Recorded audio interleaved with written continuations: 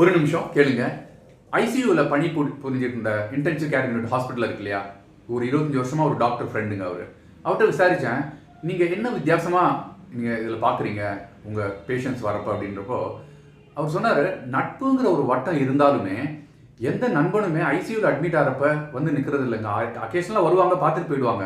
ஆனால் கூடவே இருக்கிறது யாருன்னு பார்த்தீங்கன்னா, கல்யாணம் ஆகலைன்னா தாய் தந்தை கூட இருக்காங்க, கல்யாணம் ஆயிருந்ததுன்னா கணவனோ மனைவியோ அவங்க தான் கூட இருக்காங்க இல்லையா, அவங்களோட அக்கா தம்பி உறவுகள் இருக்கு இல்லையா, இவங்க இருக்காங்க அதனால் குடும்ப மக்களை நண்பர்களாக முதல்ல பாவிக்க ஆரம்பித்தோம்னா, அந்த உறவை நம்ம பாராட்டினோம்னா, என்னதான் ஜோக்ஸ் வந்தாலும், நான் இந்த கஷ்டமான உறவுகளை பற்றி சொல்ல வரல, ஜென்ரல் பொதுவானதை பற்றி சொல்கிறேன், ஒரு 90% வச்சுங்களேன்.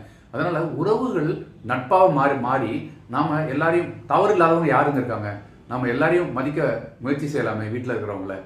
Thank you so much.